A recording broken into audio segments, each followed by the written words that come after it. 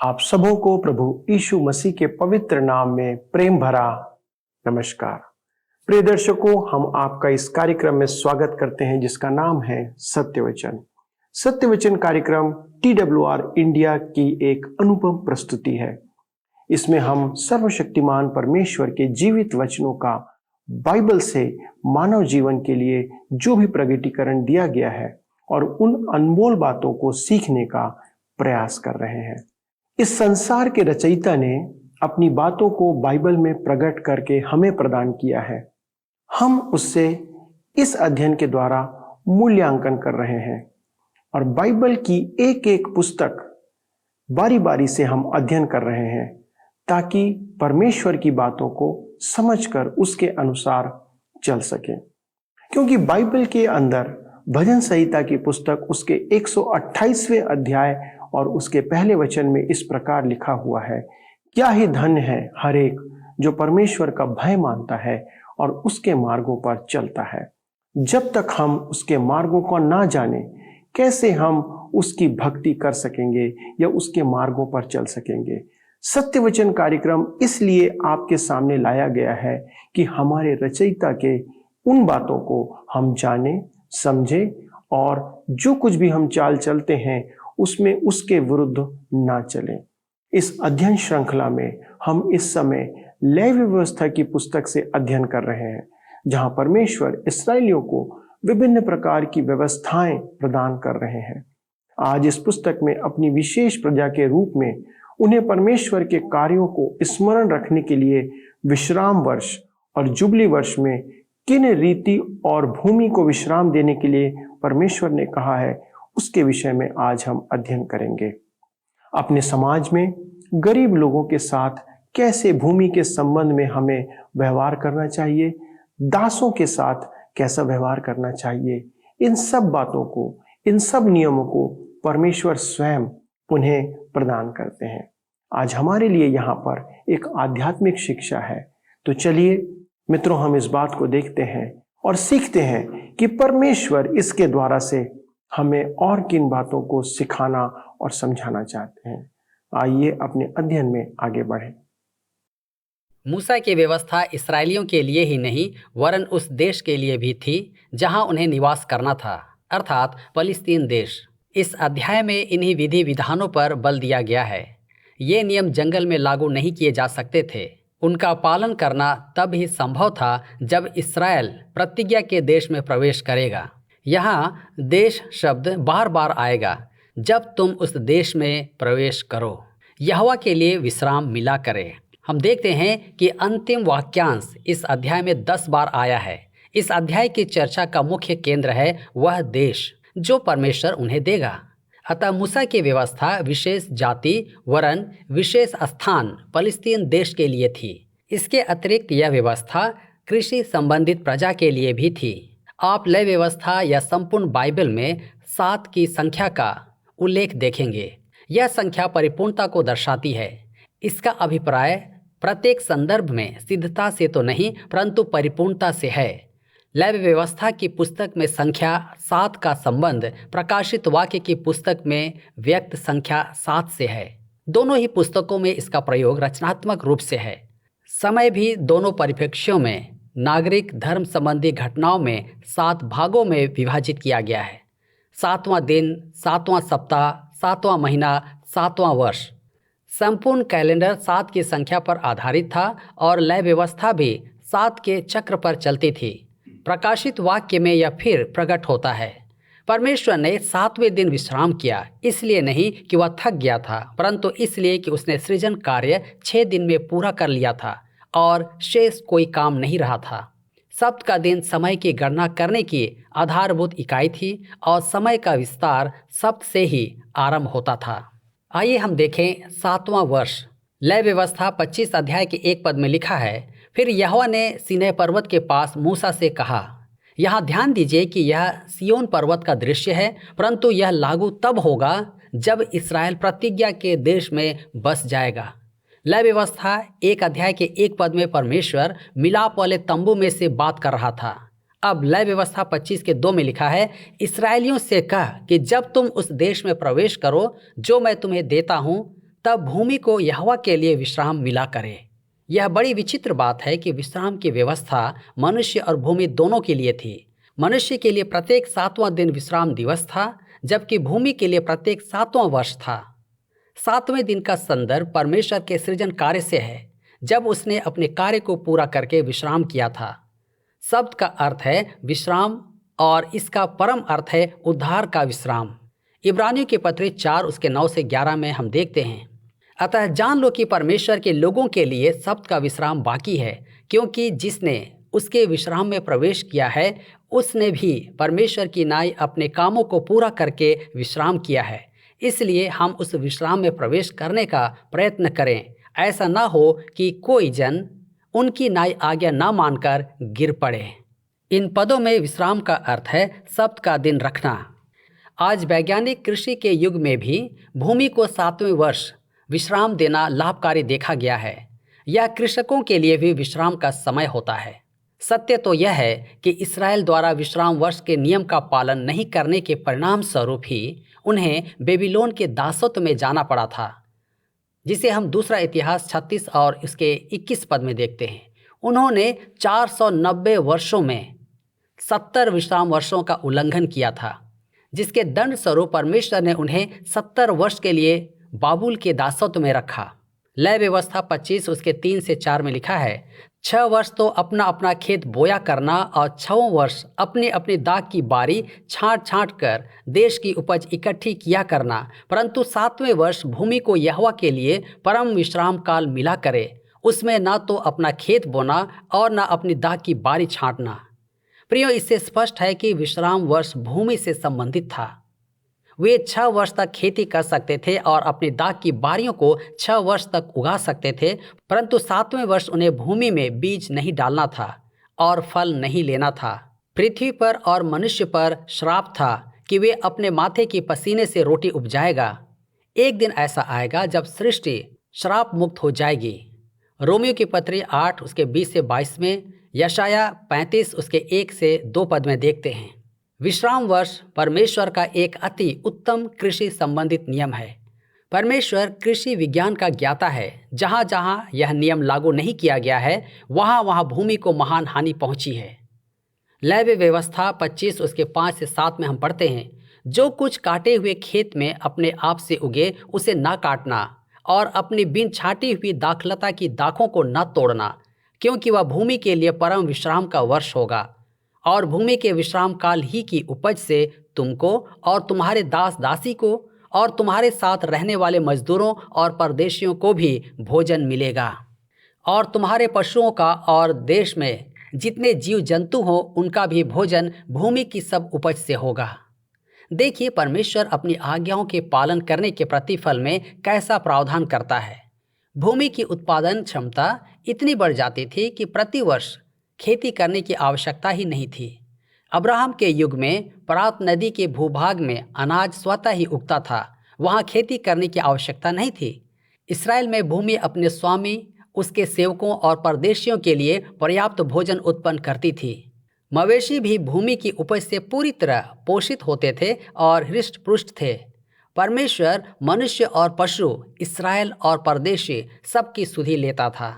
परमेश्वर वास्तव में अनेक पाठ पढ़ा रहा था। वह किसी को भी भूमि के शोषण की अनुमति नहीं देता था, जिसका मुख्य कारण था कि दरिद्र जन वंचित न हो। परमेश्वर भूमि के संरक्षण के साथ साथ गरीबों की भी सुधि लेता था। वह उन्हें सिखा रहा था कि भूमि श्रापित अवश्य है, परंतु एक समय आएगा जब वह बहुतायत की उपज देगी। आज मनुष्य की चिंता का कारण है जनसंख्या में वृद्धि और भोजन की कमी, परंतु मेरे मित्र, जिस दिन भूमि का श्राप हट जाएगा उस समय भूमि ऐसी विपुल उपज देगी जैसी आदम के पतन से पहले आज तक किसी ने नहीं देखी।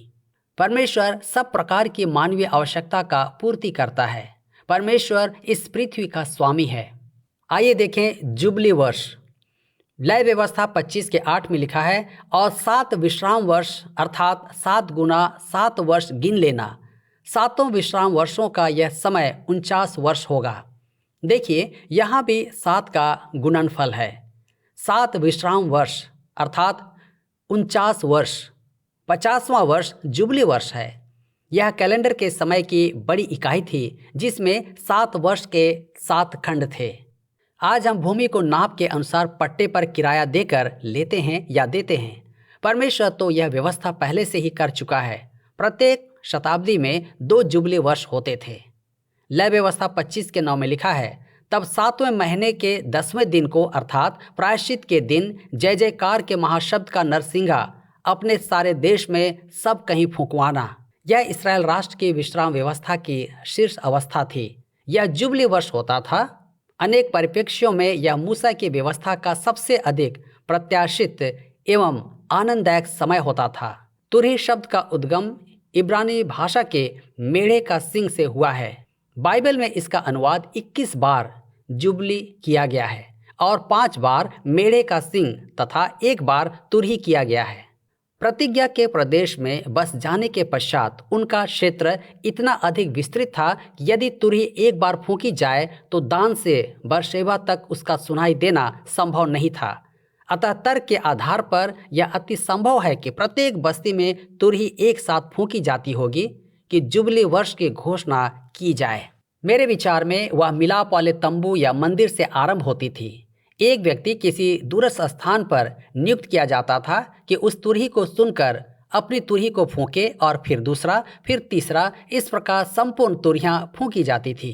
लय व्यवस्था 25:10 में लिखा है, और उस 50वें वर्ष को पवित्र करके मानना और देश के सारे निवासियों के लिए छुटकारे का प्रचार करना। वह वर्ष तुम्हारे यहाँ जुबली कहलाए।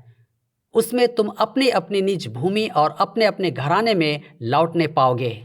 मेरे प्रियो, उस युग में भूमि पट्टे पर देने की प्रथा थी, परंतु जुबली वर्ष में वह भूमि उसके स्वामी को लौटा दी जाती थी। इस प्रकार परमेश्वर वास्तविक स्वामी के हाथ से उसकी भूमि के चले जाने की रक्षा करता था। 50 वर्ष तक भूमि पर किसी का भी अधिकार हो सकता था, परंतु जुबली वर्ष में भूमि को पुनः उसके स्वामी या उसकी संतान को लौटाया जाना अनिवार्य था। यदि किसी मनुष्य ने अपने आप को दासत्व में बेच दिया है तो जुबली वर्ष की तुरही के फूंके जाते ही वह दास स्वतंत्र था।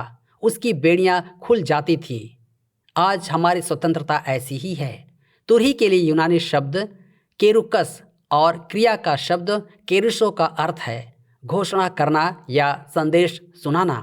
अतः जुबली वर्ष अनुग्रह के इस युग का इस रूप में प्रतीक है कि पाप के दास या शैतान के बंदियों को स्वतंत्रता का सुसमाचार सुनाया जाता है। रोमियो की पत्री अध्याय 6 पद 16, 17, 18 और 23 में पौलुस कहता है, क्या तुम नहीं जानते कि जिसकी आज्ञा मानने के लिए तुम अपने आप को दासों की नाई सौंप देते हो उसी के दास हो, और जिसकी मानते हो चाहे पाप के जिसका अंत मृत्यु है, चाहे आज्ञा मानने के जिसका अंत धार्मिकता है। परंतु परमेश्वर का धन्यवाद हो कि तुम जो पाप के दास थे तो भी मन से उस उपदेश के मानने वाले हो गए जिसके सांचे में ढाले गए थे, और पाप से छुड़ाए जाकर धर्म के दास हो गए। क्योंकि पाप की मजदूरी तो मृत्यु है, परंतु परमेश्वर का वरदान हमारे प्रभु यीशु मसीह में अनंत जीवन है। और यूहन्ना कहता है, सत्य को जानोगे और सत्य तुम्हें स्वतंत्र करेगा। और पद 35 और 36 में वह कहता है, दास सदा घर में नहीं रहता, पुत्र सदा रहता है। सो यदि पुत्र तुम्हें स्वतंत्र करेगा तो सचमुच तुम स्वतंत्र हो जाओगे। जुबली वर्ष में सबको स्वतंत्र कर दिया जाता था। सब पट्टे रद्द कर दिए जाते थे। मेरे मित्र, इसी प्रकार जब आप मसीह के पास आ जाते हैं तब आपके पाप का विषय समाप्त हो जाता है, क्योंकि उसने भुगतान कर दिया है। अब आप स्वतंत्र हैं। वह आपको स्वतंत्र करता है। यही बात पौलुस रोमियो और गलातियों की कलीसिया को लिखता है, क्योंकि उनका अंत तो मृत्यु है, परंतु अब पाप से स्वतंत्र होकर और परमेश्वर के दास बनकर तुमको फल मिला, जिससे पवित्रता प्राप्त होती है और उसका अंत अनंत जीवन है। मसीह ने स्वतंत्रता के लिए हमें स्वतंत्र किया है। सो इसी में स्थिर रहो और दासत्व के जुए में फिर न जुतो। गलातियों की पत्री 5:1 में। इस संदर्भ में हमारे प्रभु के वचनों पर ध्यान देना आवश्यक है जो उसने नासरत के आराधनालय में कहे थे। लूका 4:17-21 में उसने भविष्यद्वक्ता यशायाह से पढ़ा, प्रभु का आत्मा मुझ पर है, इसलिए कि उसने कंगालों को सुसमाचार सुनाने के लिए मेरा अभिषेक किया है, और मुझे इसलिए भेजा है कि बंधुओं को छुटकारे का और अंधों को दृष्टि पाने का सुसमाचार प्रचार करूं, और कुचले हुओं को छुड़ाऊं, और प्रभु के प्रसन्न रहने के वर्ष का प्रचार करूं। संभवतः जुबली वर्ष की संपूर्ण पूर्ति एवं व्यवहारिकता इसराइल के संबंध में सहस्त्र वर्षीय राज्य के युग में होगी। मेरा आपको परामर्श है कि आप यशाया 11 अध्याय, 35 और 40 अध्याय और यिर्मयाह 23, मीका 4 और प्रकाशित वाक्य 20 अध्याय को भी इसके साथ पढ़ें। लेवी व्यवस्था 25 उसके 11 और 12 पद में, तुम्हारे यहाँ वह 50वां वर्ष जुबली का वर्ष कहलाए, उसमें तुम न बोना और जो अपने आप उगे उसे भी ना काटना और न बिन छांटी हुई दाखलता की दाखों को तोड़ना, क्योंकि वह जो जुबली का वर्ष होगा वह तुम्हारे लिए पवित्र होगा, तुम उसकी उपज खेत ही में से लेके खाना। जुबली वर्ष के बाद का वर्ष विश्राम वर्ष होता था। उस वर्ष भूमि पर खेती नहीं की जाती थी। परमेश्वर ने उनसे प्रतिज्ञा की थी कि वह उनके लिए उस समय के अनुसार व्यवस्था करेगा। उन्हें उसकी आज्ञा का पालन करना अनिवार्य था। परमेश्वर अपनी प्रतिज्ञा पूरी करता रहा। आइए हम देखें लेवी व्यवस्था 25:13 से 24 पद। इस जुबली के वर्ष में तुम अपनी अपनी निज भूमि को लौटने पाओगे, और यदि तुम अपने भाई बंधु के हाथ कुछ बेचो व अपने भाई बंधु से कुछ मोल लो, तो तुम एक दूसरे पर अंधेर न करना। जुबली के पीछे जितने वर्ष बीते हों उनकी गिनती के अनुसार दाम ठहरा के एक दूसरे से मोल लेना, और शेष वर्षों की उपज के अनुसार वह तेरे हाथ बेचे। जितने वर्ष और रहें उतना ही दाम बढ़ाना, और जितने वर्ष कम रहें उतना ही दाम घटाना, क्योंकि वर्ष की उपज जितनी हो उतनी ही वह तेरे हाथ बेचेगा। और तुम अपने अपने भाई बंधु पर अंधेर न करना, अपने परमेश्वर का भय मानना। मैं तुम्हारा परमेश्वर यहोवा हूँ। इसलिए तुम मेरी विधियों को मानना और मेरे नियमों पर समझ बूझ कर चलना, क्योंकि ऐसा करने से तुम उस देश में निडर बसे रहोगे और भूमि अपनी उपज उपजाया करेगी, और तुम पेट भर खाया करोगे और उस देश में निडर बसे रहोगे। और यदि तुम कहो कि 7वें वर्ष में हम क्या खाएंगे, न तो हम बोएंगे न अपने खेत की उपज इकट्ठी करेंगे, तो जानो कि मैं तुमको 6वें वर्ष में ऐसी आशीष दूंगा कि भूमि की उपज 3 वर्ष तक काम आएगी। तुम 8वें वर्ष में बोओगे और पुरानी उपज में से खाते रहोगे, और 9वें वर्ष की उपज में से खाते रहोगे। भूमि सदा के लिए तो बेची ना जाए, क्योंकि भूमि मेरी है और उसमें तुम परदेशी और बाहरी होगे, लेकिन तुम अपने भाग के सारे देश में भूमि को छुड़ा लेने देना। इस भाग में स्पष्ट निर्देश है कि संपत्ति एवं संपदा उसके वास्तविक स्वामी को लौटा दी जाए। यह एकाधिकार से भूमि को मुक्ति कराने और गरीबों की स्थिति बिगाड़ने से बचाने की व्यवस्था थी। इस नियम के कारण इसराइल में संतुलन बना हुआ था। यह समाजवादी नहीं था, परमेश्वर की व्यवस्था थी। भूमि का वास्तविक स्वामी परमेश्वर था और इसराइल उसका उपभोक्ता था। हम आगे देखेंगे भू संपदा का छुड़ाया जाना। लेवी व्यवस्था 25 उसके 25 से 27 में लिखा है, यदि तेरा कोई भाई बंधु कंगाल होकर अपनी निज भूमि में से कुछ बेच डाले, तो उसके कुटुंबियों में से जो सबसे निकट हो वह आकर अपने भाई बंधु के बेचे हुए भाग को छुड़ा ले। और यदि किसी मनुष्य के लिए कोई छुड़ाने वाला ना हो और उसके पास इतना धन हो कि आप ही अपने भाग को छुड़ा ले सके, तो वह उसके बिकने के समय से वर्षों की गिनती करके शेष वर्षों की उपज का दाम उसको जिसने उसे मोल लिया हो फेर दे। तब वह अपनी निज भूमि का अधिकारी हो जाएगा। एक जुबली वर्ष दूसरे जुबली वर्ष के बीच का समय बहुत अधिक होता था। यदि किसी मनुष्य ने जुबली वर्ष के तुरंत बाद ही अपनी भूमि खो दी है, तो अगले जुबली वर्ष तक संभवतः वह जीवित न रहे ताकि अपनी भूमि का आनंद उठा सके। अतः परमेश्वर ने भूमि के छुटकारे की वैकल्पिक व्यवस्था भी की थी। यदि उस मनुष्य का कोई निकट संबंधी है और वह चाहे तो उसे छुड़ा सकता है। इस प्रकार भूमि पुनः उसके स्वामी को प्राप्त हो सकती थी, परंतु यह उस संबंधी की इच्छा पर निर्भर करता था। यह निकट संबंधी मोक्षक नियम हम रूत की पुस्तक में पाते हैं। लेवी व्यवस्था 25 उसके 28 से 34 में लिखा है, परंतु यदि उसके इतनी पूंजी ना हो कि उसे फिर अपनी कर सके, तो उसकी बेची हुई भूमि जुबले के वर्ष तक मोल लेने वाले के हाथ में रहे और जुबले के वर्ष में छूट जाए, तब वह मनुष्य अपनी निज भूमि का फिर अधिकारी हो जाए। फिर यदि कोई मनुष्य शहर पनाह वाले नगर में बसने का घर बेचे, तो वह बेचने के बाद वर्ष भर के अंदर उसे छुड़ा सकेगा, अर्थात पूरे वर्ष भर उस मनुष्य को छुड़ाने का अधिकार रहेगा। परंतु यदि वह वर्ष भर में न छुड़ाए, तो वह घर पर शहर पनाह वाले नगर में हो मोल लेने वाले का बना रहे और पीढ़ी पीढ़ी में उसी में वंश का बना रहे और जुबली के वर्ष में भी न छूटे। परंतु बिना शहरपनाह के गांव के घर तो देश के खेतों के समान गिने जाएं। उनका छुड़ाना भी हो सकेगा और वे जुबले के वर्ष में छूट जाएं। और लेवियों के निज भाग के नगरों के जो घर हों उनको लेविये जब चाहें तब छुड़ाएं।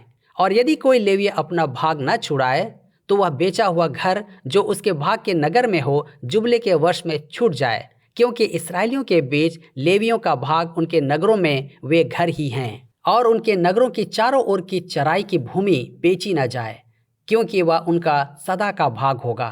भू संपदा पर निवास करने और निर्माण करने के नियम भी थे। इन नियमों में टूट फूट और अवमूल्यन की व्यवस्था भी थी। आगे देखते हैं मनुष्य का छुड़ाया जाना। लेवी व्यवस्था 25:35 से 37। फिर यदि तेरा कोई भाई बंधु कंगाल हो जाए और उसकी दशा तेरे सामने तरस योग्य हो जाए तो तू उसको संभालना। वह परदेशी व यात्री की नाई तेरे संग रहे। उससे ब्याज व बढ़ती न लेना। अपने परमेश्वर का भय मानना, जिससे तेरा भाई बंधु तेरे संग जीवन निर्वाह कर सके।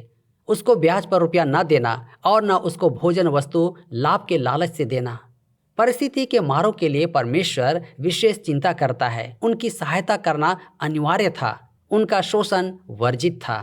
लय व्यवस्था 25 उसके 38 से 46 में लिखा है, मैं तुम्हारा परमेश्वर यहोवा हूँ। मैं तुम्हें कनान देश देने के लिए और तुम्हारा परमेश्वर ठहरने की मनसा से तुमको मिस्र देश से निकाल लाया हूँ। फिर यदि तेरा कोई भाई बंधु तेरे सामने कंगाल होकर अपने आप को तेरे हाथ बेच डाले तो उससे दास के समान सेवा न करवाना। वह तेरे संग मजदूर व यात्री की नाई रहे और जुबली के वर्ष तक तेरे संग रहकर सेवा करता रहे। तब वह बाल बच्चों समेत तेरे पास से निकल जाए और अपने कुटुंब में और अपने पितरों की निज भूमि में लौट जाए, क्योंकि वे मेरे ही दास हैं जिनको मैं मिस्र देश से निकाल लाया हूँ। इसलिए वे दास की रीति से न बेचे जाएं। उस पर कठोरता से अधिकार न करना। अपने परमेश्वर का भय मानते रहना। तेरे जो दास दासियां हों वे तुम्हारी चारों ओर की जातियों में से हों और दास और दासियां उन्हीं में से मोल लेना। और जो यात्री लोग तुम्हारे बीच में परदेशी होकर रहेंगे उनमें से और उनके घरानों में से भी जो तुम्हारे आसपास हों और जो तुम्हारे देश में उत्पन्न हुए हों उनमें से तुम दास और दासी मोल लो और वे तुम्हारे भाग ठहरेंगे। और तुम अपने पुत्रों को भी जो तुम्हारे बाद होंगे उनके अधिकारी कर सकोगे और वे उनका भाग ठहरे। उनमें से तुम सदा अपने लिए दास लिया करना, परंतु तुम्हारे भाई बंधु जो इस्राएली हों उन पर अपना अधिकार कठोरता से न जताना। एक गरीब भाई जिसकी बुद्धि मंद हो उसे दास बनाए जाने से सुरक्षित रखना था। उसे श्रमिक की नाई काम दिया जाए, उसे दास नहीं बनाया जाए। उन्हें केवल परदेशियों को दास बनाने की अनुमति थी। यह दासत्व के भावी संसार में एक महान कदम था। दासत्व के युग में लोकाचार का आधार मूसा की व्यवस्था थी। लेवी व्यवस्था 25:47 से 55।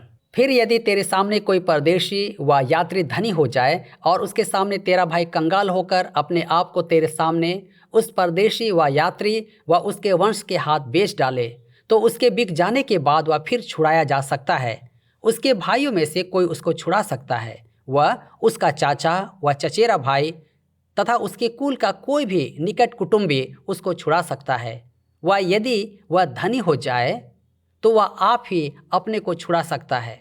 वह अपने मोल लेने वाले के साथ अपने बिकने के वर्ष से जुबली के वर्ष तक हिसाब करे और उसके बिकने का दाम वर्षों की गिनती के अनुसार हो, अर्थात वह दाम मजदूर के दिवसों के समान उसके साथ होगा। यदि जुबली के बहुत वर्ष रह जाएं तो जितने रुपयों से वह मोल लिया गया हो उनमें से वह अपने छुड़ाने का दाम उतने वर्षों के अनुसार फेर दे। और यदि जुबली के वर्ष के थोड़े वर्ष रह गए हों तो भी वह अपने स्वामी के साथ हिसाब करके अपने छुड़ाने का दाम उतने ही वर्षों के अनुसार फेर दे। वह अपने स्वामी के संग उस मजदूर के समान रहे जिसकी वार्षिक मजदूरी ठहराई जाती हो और उसका स्वामी उस पर तेरे सामने कठोरता से अधिकार न जताने पाए। और यदि वह इन रीतियों से छुड़ाया न जाए तो वह जुबली के वर्ष में अपने बाल बच्चों समेत छूट जाए। मैं तुम्हारा परमेश्वर यहोवा हूँ। जुबली वर्ष का यह नियम व्यक्ति विशेष से संबंधित था।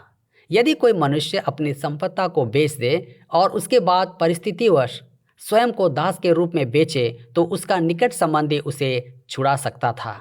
आपका और मेरा एक छुड़ाने वाला धनवान मोक्षक है। परंतु हमारे कारण वह गरीब बना, जिससे कि वह अपना अनमोल लहू बहाकर हमें छुड़ा ले। उसने हमारे लिए ही मूल्य नहीं चुकाया, परंतु पृथ्वी के लिए भी चुकाया। पृथ्वी भी अपने आप से मुक्त हो जाएगी। यह मोक्षक नियम हमारे प्रभु यीशु मसीह की ओर संकेत करता है। वही हमारा निकट संबंधी जो छुड़ाने वाला है। क्या आपको यह कार्यक्रम पसंद आया?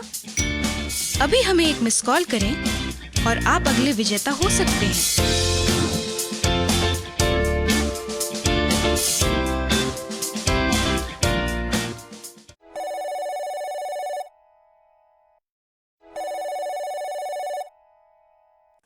प्रिय मित्रगण, परमेश्वर सदा काल से अपने चुने हुओं के लिए सुंदर योजनाओं को बनाते हैं। आज के अध्ययन से यह स्पष्ट होता है कि परमेश्वर की अर्थव्यवस्था को संभालने का अद्भुत नियम अपने लोगों को उसने प्रदान किया है। परमेश्वर की व्यवस्था में कोई कभी सदा के लिए गुलाम या दास नहीं हो सकता। हो सकता है कि हम में से कोई दास होने की परिस्थिति में ना हो और इससे कोई फर्क नहीं पड़ता है, लेकिन हम सब मानेंगे कि हम पाप के गुलाम हैं जब तक हमारे लिए कोई छुड़ाने वाला ना हो। हम अनंत विनाश नरक से बचाए जा सकते हैं। इसलिए परमेश्वर ने हमारे लिए यीशु को भेज दिया कि वह हमारे लिए मृत्यु की सजा या मृत्यु के दंड को सह सके। उसने कोई पाप नहीं किया था। मृत्यु सिर्फ पापियों के लिए है, लेकिन वह मृतकों में से जी भी उठा है उन हर एक के लिए जो अपने पापों को मान लेते हैं। क्षमादान उनके लिए आज उपलब्ध है। वचन इस बात को कहता है, जो इस पर या प्रभु यीशु मसीह पर विश्वास करते हैं वो यदि मर भी जाए तो भी जिएगा। स्वयं प्रभु यीशु मसीह ने ऐसा कहा है। परमेश्वर आपको आज भी अवसर प्रदान करते हैं कि आप उसकी ओर फिरें। परमेश्वर आप सबों की सहायता करें, आपको सामर्थ्य दें कि यदि आप आज परमेश्वर से दूर निकल गए हैं तो आज उसकी ओर पलटकर आप लौट आए। वो कहता है, हे मेरे बेटे मेरे पास लौटा। आइए, यदि आपका समर्पण ऐसा है तो हम प्रार्थना में परमेश्वर से मांगे। हमारे स्वर्गीय पिता, हम इस समय विशेष तौर पे विनती करते हैं हमारे उन दर्शकों के लिए जिनसे आज आपने वार्तालाप किया और जिन्हें आपने इस बात को बताया कि वे आपसे बहुत दूर चले गए हैं। शायद उन्हें आज लौटने का मौका नहीं मिल रहा है, लेकिन प्रभु हम ये विश्वास करते हैं कि आपके पास ये अवसर है कि आप लोगों को अनंत जीवन के मार्ग पर खींचकर वापस ला सकते हैं। हमारी विनती है प्रभु, हर एक हमारे दर्शक जो आपके सामने अपने मनों को समर्पण कर रहे हैं, उनकी सहायता करें कि वे आज पुनः आपकी ओर लौट आए और आपकी ओर पुनः लौट आए और आपके अनुग्रह को प्राप्त करके एक नया जीवन व्यतीत करें। प्रभु यीशु मसीह के नाम से इस विनती को मांगते हैं, आमीन।